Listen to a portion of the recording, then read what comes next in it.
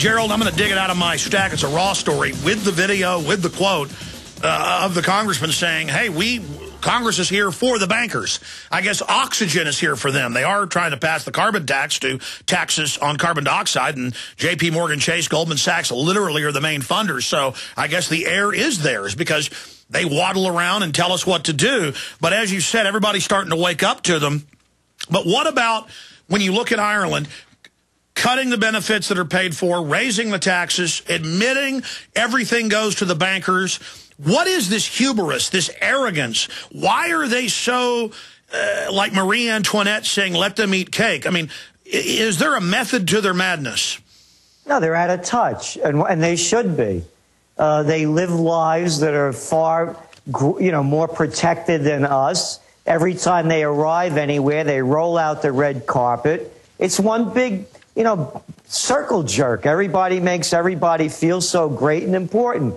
Look, again, with these WikiLeaks, look what they do. They show us these photo ops, all the glad handing, all the big smiles, and you find out they're nothing but a bunch of crooks, thieves, criminals, buffoons, suck-ups, and bow-downs, and they call it the world leaders. Look at Berlusconi. The world stage is one big burlesque coney. So they are totally out of touch. As I said, their attitude is you go to work, you bring home the money, I'll tell you what to do with it. I'm smarter than you, I'm privileged, and I walk on red carpets. So of course they're out of touch. Look, Alex, when it happened in England, as we're seeing the same thing now happening where they're promoting, the next royal wedding, as they're making it impossible for kids to go to college, it's not even let them eat cake. It's let them eat nothing. They could care less. They're better than we are.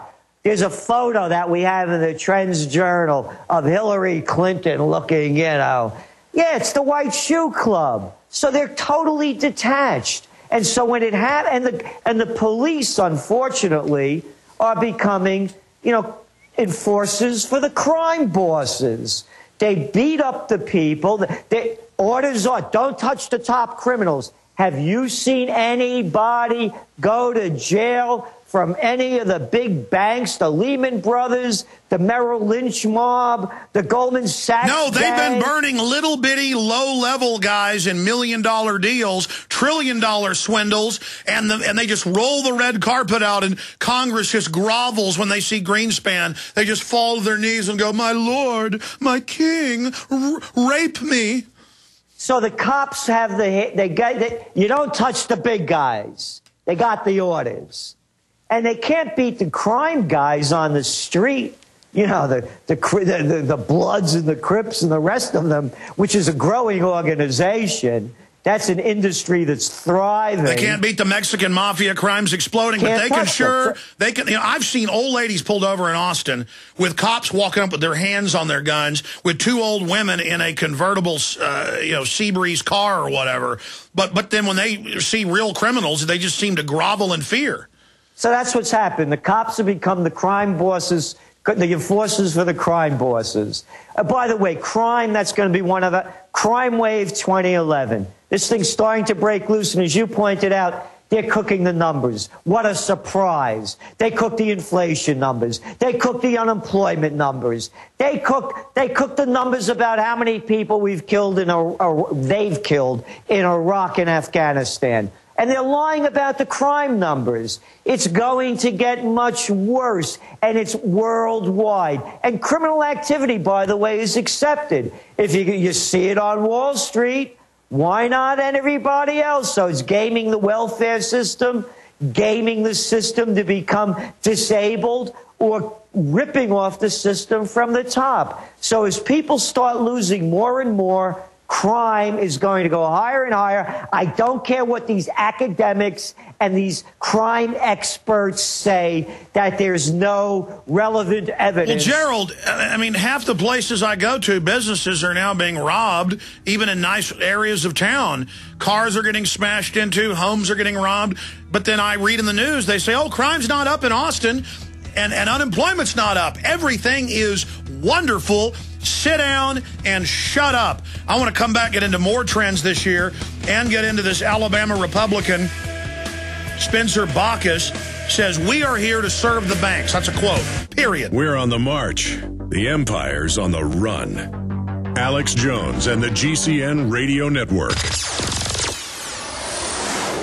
A very wealthy U.S. citizen is predicting that in 2011, we will witness the most important day in America in more than 50 years. He says it will change everything about our lives. The way you shop, travel, invest, educate your children, and even how you take care of your health and your own family. Now, this man has made some outrageous predictions over the years. The crazy part is, he's usually right. You see, he predicted the collapse of GM, Fannie Mae, Freddie Mac, and America's biggest mall owner, General Growth Properties. In fact, Barron's called his work a dire prophecy. Recently, he created a video, which you can watch online for free, detailing his biggest and most important prediction yet. And it's a real eye-opener. I can't stress this enough. You should at least watch this free video online today. He explains everything you need to know, including simple steps you can take to protect yourself. You can find the video at www.endofamerica3.com. That's endofamerica, the number 3.com. Watch the free video at www.endofamerica3.com. That's endofamerica3.com. Hi, this is Alex Jones. You've heard me talk about the delicious, easy-to-fix, and very storable foods from eFoodsDirect.com. I've told you for years that eFoods Direct has the best storable food on the planet. Now it's that time of year again, and their holiday special is here. They have 2 holiday-priced packs for you to put into your reserves for a secure future or to share with others. The first is a 6-month bulk supply in 10 cans. And the second is a 5-week supply of quick and easy-to-fix meals, including delicious bakery items shipped in heavy tote bags. Now, for a limited time, when you order 2 or more of these special holiday packs, you'll get free shipping on your entire order. Call now, 800-409-5633, or visit them at efoodsdirect.com/Alex. That's 800-409-5633, or efoodsdirect.com/Alex.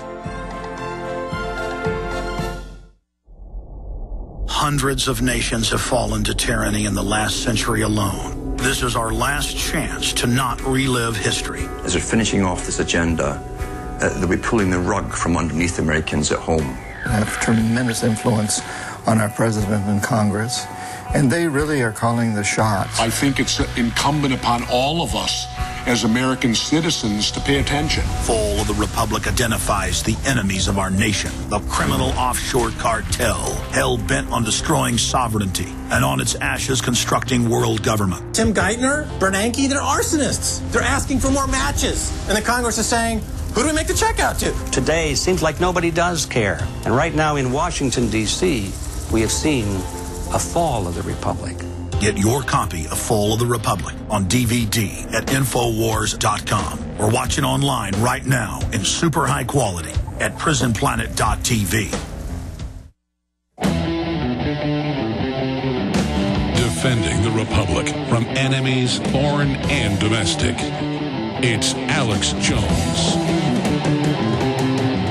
I want to get into a host of issues with Gerald Celente before he leaves us here at the end of the hour.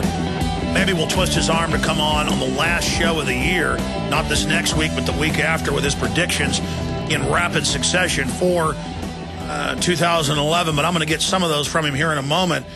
But here it is. Regulators exist to serve the banks, next House Finance Chairman declares.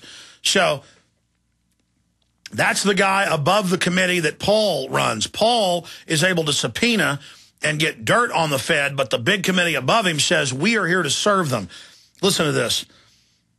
Alabama Republican Spencer Bacchus, the incoming chairman of the House Banking Committee, suggests Congress and federal regulators should play a subservient role with banks.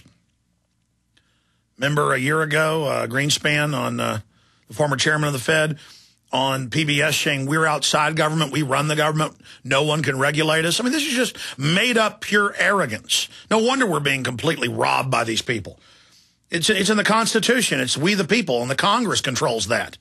Just because some monkey tells us in a fancy suit that he rules us, or because some monkey government tells us men in uniforms are going to stick their hands down our pants, doesn't mean they can do it. Here's the quote from Spencer Bacchus. In Washington, the view is that banks are to be regulated, and my view is that Washington and the regulators are there to serve the banks. Well, yeah, most of them are former Goldman Sachs, J.P. Morgan people. You know, foxes guarding the henhouse. Bacchus told the Birmingham News in an interview. And it goes on. I mean, totally disconnected. Okay, well, Congress isn't involved with the banks or doesn't have any power over them, then we shouldn't have to pay them all this bailout money. Gerald Celente. Well, I think the congressman is expressing his feelings about the type of person he is, and the rest of most of Congress, with the exception of Ron Paul and a few others. They're suck-ups and bow-downs. I tell you, Alex, the worst job I ever had was when I was the assistant to the Secretary of the New York State Senate. And I watched grown men grovel all day long. And I had lousy jobs in my day. Well, that was the worst when I was a young man out of graduate school. So this is who they are. They're used to bending over and sucking up, so they feel we should too. And I'm sick and tired of them telling me what I should believe, what I should think, and what I should do. But the fact is, go back to our 2008 trend alert when they came out with the TARP scheme. The headline read, D.C. heist, Wall Street hijacks Washington. History was made. It happened right before our eyes. You talked about Rubin, you talked about Geithner, you talk about Gensler, you talk about the rest of the Goldman Sachs gang. Remember Henry Paulson. Frankenstein couldn't have had a better mask than that guy. Well, you broke it all. You broke it all down in Obama, Deception, and Fall of the Republic. In both of my films, all of it is now unfolded. And if they can steal 20-something trillion, why not steal 1,000 trillion? Why not go completely crazy? Now, earlier, you tried to get into WikiLeaks, and then we went to break, and I forgot to bring it back up. Talk about what happened to you on Fox. Well, they brought me on, and it's like 5 against 1. It's in the media blog on in the trendsjournal.com. And they had a CIA guy, you know, with that look, you know, blonde, handsome guy. You know, get used to it. Get used to the crime and the corruption. That's the real world. What I was saying is this isn't about who leaked what and how. They're upset because it's uncovering what a bunch of losers they are. I want to get this into everybody's minds so you don't let go of it. The same people that they call diplomats, ambassadors, your senators, your congressmen, your legislators, your presidents, your mayors, these are the same people you couldn't stand in high school and college that wanted to become the class presidents and the head of the student council. What WikiLeaks is showing is that's exactly who they are. They're the inept and the incompetent. They're doing dirty deals, and it's being uncovered, and they're going ballistic because that's the only thing that's holding it together. There's nobody behind the curtain. It's what you see is what you get. How disgusting does it have to become when Obama walks on the stage and gives it to Slick Willie to jam legislation down the throats of everybody? Change you could believe in? Man, it looks like an old act.